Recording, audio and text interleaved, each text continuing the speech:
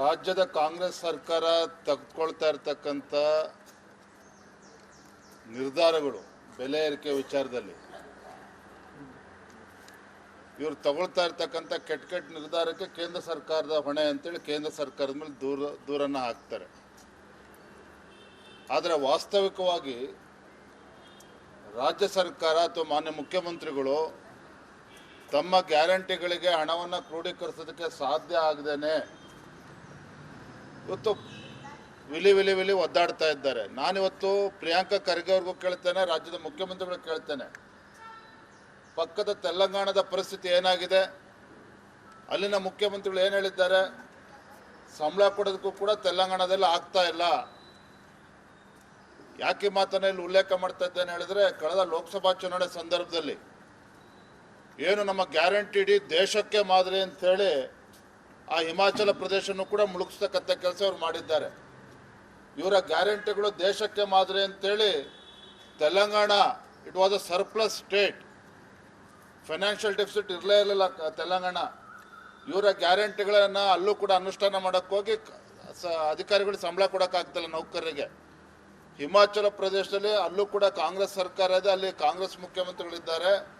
ಇದೇ ಗ್ಯಾರಂಟಿಗಳನ್ನು ಅಲ್ಲೂ ಇಂಪ್ಲಿಮೆಂಟೇಷನ್ ಮಾಡಿ ಅಲ್ಲೂ ಕೂಡ ದೇವಸ್ಥಾನಗಳಿಂದ ದುಡ್ಡನ್ನು ವಸೂಲಿ ಮಾಡ್ತಾ ಇದ್ದಾರೆ ಸಂಬಳ ಕೊಡೋಕ್ಕೋಸ್ಕರ ಸರ್ಕಾರಿ ನೌಕರರಿಗೆ. ದೆಹಲಿಯಲ್ಲಿ ಏನಾಯಿತು, ದೆಹಲಿ ರಾಜ್ಯದ ಜನತೆ ಅಲ್ಲಿ ಆಮ್ ಆದ್ಮಿ ಕೊಟ್ಟಂಥ ಗ್ಯಾರಂಟಿಗಳನ್ನು ಬೇಸತ್ತು ಆ ಸರ್ಕಾರವನ್ನು ಕಿತ್ತೊಗೆದು ಭಾರತೀಯ ಜನತಾ ಪಾರ್ಟಿ ಅಧಿಕಾರಕ್ಕೆ ತಂದಿದ್ದಾರೆ 27 ವರ್ಷಗಳ ನಂತರದಲ್ಲಿ. ಯಾಕೆ ಎಲ್ಲ ರಾಜ್ಯಗಳ ಉದಾಹರಣೆ ಕೊಡ್ತಾ ಇದ್ದೇನೆ ಅಂತ ಹೇಳಿದ್ರೆ, ಏನು ನಮ್ಮ ರಾಜ್ಯದಲ್ಲಿ ಅತಿ ಬುದ್ಧಿವಂತ ಸಚಿವರುಗಳಿದ್ದಾರೆ ನಮ್ಮ ರಾಜ್ಯದಲ್ಲಿ ಕಾಂಗ್ರೆಸ್ ಸರ್ಕಾರದಲ್ಲಿ. ಮಾತಾಡ್ತಿದ್ರೆ ಕೇಂದ್ರ ಸರ್ಕಾರ ನರೇಂದ್ರ ಮೋದಿಜಿಯವ್ರ ಮೇಲೆ ಗೂಬೆ ಕೂರಿಸ್ತಕ್ಕಂಥ ಕೆಲಸ ಮಾಡ್ತಾ ಇದ್ದಾರೆ. ಇವರ ಹುಳುಕನ್ನು ಮುಚ್ಚಿ ಹಾಕಿಕೊಳ್ತಕ್ಕಂಥ ಸಲುವಾಗಿ ಇವತ್ತು ಕೇಂದ್ರ ಸರ್ಕಾರವನ್ನು ದೂರ್ತಾ ಇದ್ದಾರೆ ಹೊರತು ಒಟ್ಟಾರೆಯಾಗಿ ಒಬ್ಬ ಅನುಭವಿ ಮುಖ್ಯಮಂತ್ರಿಗಳು ರಾಜ್ಯದಲ್ಲಿ ಏನಿದ್ದಾರೆ ಹಣಕಾಸಿನ ವಿಚಾರದಲ್ಲಿ ಎಡವಿದ್ದಾರೆ. ಇವರ ನಿರ್ಧಾರಗಳ ಪರಿಣಾಮವಾಗಿ ಇಡೀ ದೇಶದಲ್ಲಿ ಯಾವ ರಾಜ್ಯಗಳಿಗೂ ಇಷ್ಟು ದುಬಾರಿ ಅಲ್ಲ, ಅಷ್ಟು ಹೊರೆ ಜನಸಾಮಾನ್ಯರ ಮೇಲೆ ಬೀಳ್ತಾ ಇದೆ. ಕಾರಣ ಅಂತ ಹೇಳಿದ್ರೆ ರಾಜ್ಯ ಸರ್ಕಾರದ ನಿರಂತರವಾಗಿ ಏನು ಬೆಲೆ ಏರಿಕೆಗಳನ್ನು ಮಾಡ್ತಾ ಇದ್ದಾರೆ.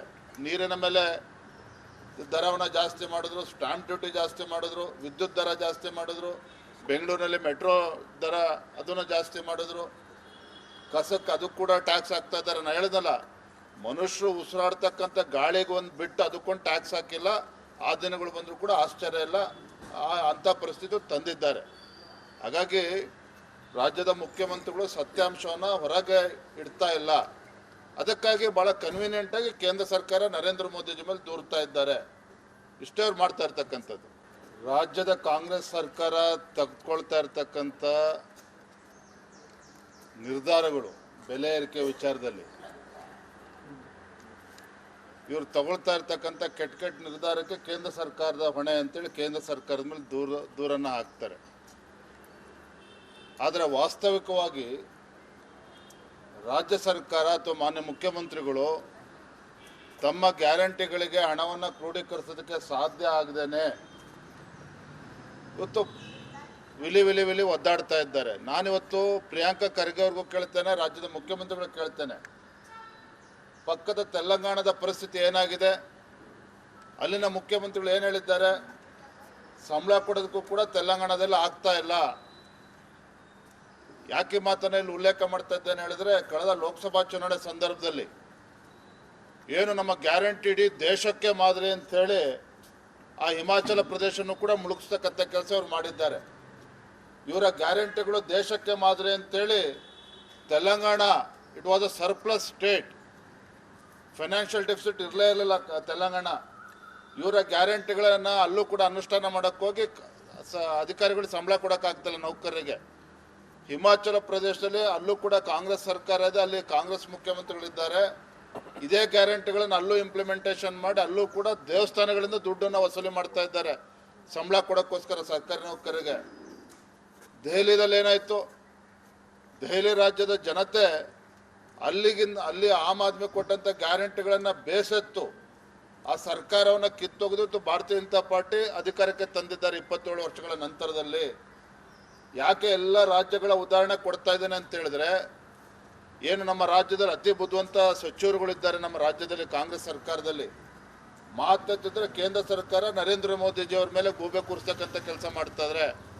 ಇವರ ಹುಳುಕನ್ನು ಮುಚ್ಚಿ ಹಾಕಿಕೊಳ್ತಕ್ಕಂಥ ಸಲುವಾಗಿ ಇವತ್ತು ಕೇಂದ್ರ ಸರ್ಕಾರವನ್ನು ದೂರ್ತಾ ಇದ್ದಾರೆ ಹೊರತು ಒಟ್ಟಾರೆಯಾಗಿ ಒಬ್ಬ ಅನುಭವಿ ಮುಖ್ಯಮಂತ್ರಿಗಳು ರಾಜ್ಯದಲ್ಲಿ ಏನಿದ್ದಾರೆ ಹಣಕಾಸಿನ ವಿಚಾರದಲ್ಲಿ ಎಡವಿದ್ದಾರೆ. ಇವರ ನಿರ್ಧಾರಗಳ ಪರಿಣಾಮವಾಗಿ ಇಡೀ ದೇಶದಲ್ಲಿ ಯಾವ ರಾಜ್ಯಗಳಿಗೂ ಇಷ್ಟು ದುಬಾರಿ ಅಲ್ಲ, ಅಷ್ಟು ಹೊರೆ ಜನಸಾಮಾನ್ಯರ ಮೇಲೆ ಬೀಳ್ತಾ ಇದೆ. ಕಾರಣ ಅಂತ ಹೇಳಿದ್ರೆ ರಾಜ್ಯ ಸರ್ಕಾರದ ನಿರಂತರವಾಗಿ ಏನು ಬೆಲೆ ಏರಿಕೆಗಳನ್ನು ಮಾಡ್ತಾ ಇದ್ದಾರೆ. ನೀರಿನ ಮೇಲೆ ದರವನ್ನು ಜಾಸ್ತಿ ಮಾಡಿದ್ರು, ಸ್ಟಾಂಪ್ ಡ್ಯೂಟಿ ಜಾಸ್ತಿ ಮಾಡಿದ್ರು, ವಿದ್ಯುತ್ ದರ ಜಾಸ್ತಿ ಮಾಡಿದ್ರು, ಬೆಂಗಳೂರಿನಲ್ಲಿ ಮೆಟ್ರೋ ದರ ಅದನ್ನು ಜಾಸ್ತಿ ಮಾಡಿದ್ರು, ಕಸಕ್ಕೆ ಅದು ಕೂಡ ಟ್ಯಾಕ್ಸ್ ಹಾಕ್ತಾ ಇದ್ದಾರೆ. ನಾನು ಹೇಳಿದಲ್ಲ, ಮನುಷ್ಯರು ಉಸಿರಾಡ್ತಕ್ಕಂಥ ಗಾಳಿಗೆ ಒಂದು ಬಿಟ್ಟು ಅದಕ್ಕೊಂದು ಟ್ಯಾಕ್ಸ್ ಹಾಕಿಲ್ಲ. ಆ ದಿನಗಳು ಬಂದರೂ ಕೂಡ ಆಶ್ಚರ್ಯ ಇಲ್ಲ, ಅಂಥ ಪರಿಸ್ಥಿತಿ ತಂದಿದ್ದಾರೆ. ಹಾಗಾಗಿ ರಾಜ್ಯದ ಮುಖ್ಯಮಂತ್ರಿಗಳು ಸತ್ಯಾಂಶವನ್ನು ಹೊರಗೆ ಇಡ್ತಾ ಇಲ್ಲ. ಅದಕ್ಕಾಗಿ ಭಾಳ ಕನ್ವೀನಿಯೆಂಟಾಗಿ ಕೇಂದ್ರ ಸರ್ಕಾರ ನರೇಂದ್ರ ಮೋದಿಜಿ ಮೇಲೆ ದೂರ್ತಾ ಇದ್ದಾರೆ. ಇಷ್ಟೇ ಅವ್ರು ಮಾಡ್ತಾ ಇರ್ತಕ್ಕಂಥದ್ದು. ರಾಜ್ಯದ ಕಾಂಗ್ರೆಸ್ ಸರ್ಕಾರ ತೆಗೆದುಕೊಳ್ತಾ ಇರ್ತಕ್ಕಂಥ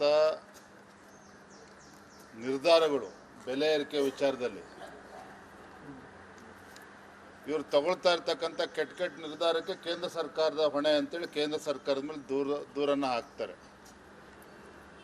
ಆದರೆ ವಾಸ್ತವಿಕವಾಗಿ ರಾಜ್ಯ ಸರ್ಕಾರ ಅಥವಾ ಮಾನ್ಯ ಮುಖ್ಯಮಂತ್ರಿಗಳು ತಮ್ಮ ಗ್ಯಾರಂಟಿಗಳಿಗೆ ಹಣವನ್ನು ಕ್ರೋಢೀಕರಿಸೋದಕ್ಕೆ ಸಾಧ್ಯ ಆಗದೇನೆ ಇವತ್ತು ವಿಲಿ ಒದ್ದಾಡ್ತಾ ಇದ್ದಾರೆ. ನಾನಿವತ್ತು ಪ್ರಿಯಾಂಕಾ ಖರ್ಗೆ ಅವ್ರಿಗೂ ಕೇಳ್ತೇನೆ, ರಾಜ್ಯದ ಮುಖ್ಯಮಂತ್ರಿಗಳು ಕೇಳ್ತೇನೆ, ಪಕ್ಕದ ತೆಲಂಗಾಣದ ಪರಿಸ್ಥಿತಿ ಏನಾಗಿದೆ?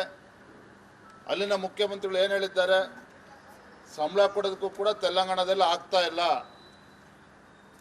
ಯಾಕೆ ಮಾತನ್ನ ಇಲ್ಲಿ ಉಲ್ಲೇಖ ಮಾಡ್ತಾ ಇದ್ದೇನೆ ಹೇಳಿದ್ರೆ, ಕಳೆದ ಲೋಕಸಭಾ ಚುನಾವಣೆ ಸಂದರ್ಭದಲ್ಲಿ ಏನು ನಮ್ಮ ಗ್ಯಾರಂಟಿ ಇಡೀ ದೇಶಕ್ಕೆ ಮಾದರಿ ಅಂಥೇಳಿ ಆ ಹಿಮಾಚಲ ಪ್ರದೇಶನೂ ಕೂಡ ಮುಳುಗಿಸ್ತಕ್ಕಂಥ ಕೆಲಸ ಅವ್ರು ಮಾಡಿದ್ದಾರೆ. ಇವರ ಗ್ಯಾರಂಟಿಗಳು ದೇಶಕ್ಕೆ ಮಾದರಿ ಅಂತೇಳಿ Telangana it was a surplus state, financial deficit ಇರಲೇ ಇರಲಿಲ್ಲ ತೆಲಂಗಾಣ. ಇವರ ಗ್ಯಾರಂಟಿಗಳನ್ನು ಅಲ್ಲೂ ಕೂಡ ಅನುಷ್ಠಾನ ಮಾಡೋಕ್ಕೆ ಹೋಗಿ ಅಧಿಕಾರಿಗಳು ಸಂಬಳ ಕೊಡೋಕ್ಕಾಗ್ತಿಲ್ಲ ನೌಕರರಿಗೆ. ಹಿಮಾಚಲ ಪ್ರದೇಶದಲ್ಲಿ ಅಲ್ಲೂ ಕೂಡ ಕಾಂಗ್ರೆಸ್ ಸರ್ಕಾರ ಇದೆ, ಅಲ್ಲಿ ಕಾಂಗ್ರೆಸ್ ಮುಖ್ಯಮಂತ್ರಿಗಳಿದ್ದಾರೆ. ಇದೇ ಗ್ಯಾರಂಟಿಗಳನ್ನು ಅಲ್ಲೂ ಇಂಪ್ಲಿಮೆಂಟೇಷನ್ ಮಾಡಿ ಅಲ್ಲೂ ಕೂಡ ದೇವಸ್ಥಾನಗಳಿಂದ ದುಡ್ಡನ್ನು ವಸೂಲಿ ಮಾಡ್ತಾ ಇದ್ದಾರೆ ಸಂಬಳ ಕೊಡೋಕ್ಕೋಸ್ಕರ ಸರ್ಕಾರಿ ನೌಕರರಿಗೆ. ದೆಹಲಿಯಲ್ಲಿ ಏನಾಯಿತು? ದೆಹಲಿ ರಾಜ್ಯದ ಜನತೆ ಅಲ್ಲಿ ಆಮ್ ಆದ್ಮಿ ಕೊಟ್ಟಂಥ ಗ್ಯಾರಂಟಿಗಳನ್ನು ಬೇಸತ್ತು ಆ ಸರ್ಕಾರವನ್ನು ಕಿತ್ತೊಗೆದು ಭಾರತೀಯ ಜನತಾ ಪಾರ್ಟಿ ಅಧಿಕಾರಕ್ಕೆ ತಂದಿದ್ದಾರೆ 27 ವರ್ಷಗಳ ನಂತರದಲ್ಲಿ. ಯಾಕೆ ಎಲ್ಲ ರಾಜ್ಯಗಳ ಉದಾಹರಣೆ ಕೊಡ್ತಾ ಇದ್ದೇನೆ ಅಂತ ಹೇಳಿದ್ರೆ, ಏನು ನಮ್ಮ ರಾಜ್ಯದಲ್ಲಿ ಅತಿ ಬುದ್ಧಿವಂತ ಸಚಿವರುಗಳಿದ್ದಾರೆ ನಮ್ಮ ರಾಜ್ಯದಲ್ಲಿ ಕಾಂಗ್ರೆಸ್ ಸರ್ಕಾರದಲ್ಲಿ.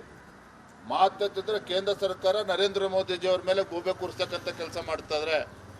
ಇವರ ಹುಳುಕನ್ನು ಮುಚ್ಚಿ ಹಾಕಿಕೊಳ್ತಕ್ಕಂಥ ಸಲುವಾಗಿ ಇವತ್ತು ಕೇಂದ್ರ ಸರ್ಕಾರವನ್ನು ದೂರ್ತಾ ಇದ್ದಾರೆ ಹೊರತು ಒಟ್ಟಾರೆಯಾಗಿ ಒಬ್ಬ ಅನುಭವಿ ಮುಖ್ಯಮಂತ್ರಿಗಳು ರಾಜ್ಯದಲ್ಲಿ ಏನಿದ್ದಾರೆ ಹಣಕಾಸಿನ ವಿಚಾರದಲ್ಲಿ ಎಡವಿದ್ದಾರೆ. ಇವರ ನಿರ್ಧಾರಗಳ ಪರಿಣಾಮವಾಗಿ ಇಡೀ ದೇಶದಲ್ಲಿ ಯಾವ ರಾಜ್ಯಗಳಿಗೂ ಇಷ್ಟು ದುಬಾರಿ ಅಲ್ಲ, ಅಷ್ಟು ಹೊರೆ ಜನಸಾಮಾನ್ಯರ ಮೇಲೆ ಬೀಳ್ತಾ ಇದೆ. ಕಾರಣ ಅಂತ ಹೇಳಿದ್ರೆ ರಾಜ್ಯ ಸರ್ಕಾರದ ನಿರಂತರವಾಗಿ ಏನು ಬೆಲೆ ಏರಿಕೆಗಳನ್ನು ಮಾಡ್ತಾ ಇದ್ದಾರೆ.